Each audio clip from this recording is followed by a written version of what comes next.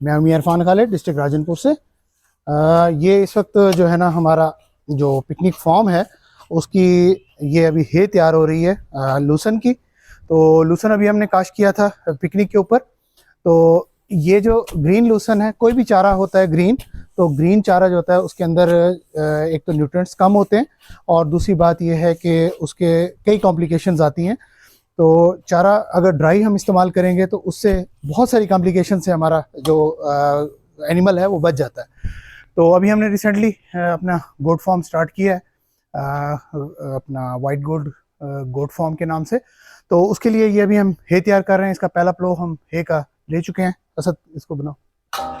तो पहला प्लो हम ले चुके हैं इसका, और उसको हमने ड्राई किया था। उस वक्त जो है ना सर्दियाँ थी, तो सर्दियों के अंदर कम से कम जो है ना वो तकरीबन 4 से 5 दिन या शायद इससे भी ज़्यादा दिन लग सकते थे। तो लेकिन अब टेम्परेचर काफ़ी बेहतर हो चुका है। इस वक्त फरवरी की 15 तारीख है आज, तो काफ़ी बेहतर हो चुका है मौसम।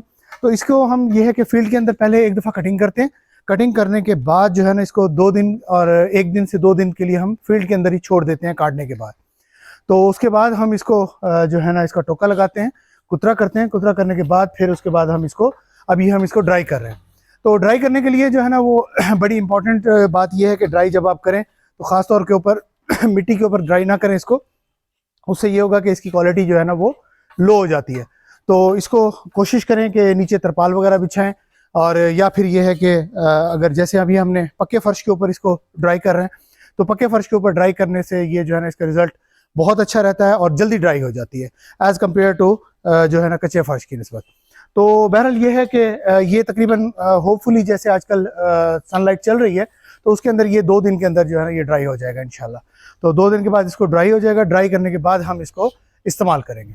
तो मज़ीद हमारी अपडेट के लिए आप हमारे चैनल को सब्सक्राइब कीजिए। बहुत शुक्रिया। मैं इरफान, डिस्ट्रिक्ट राजनपुर।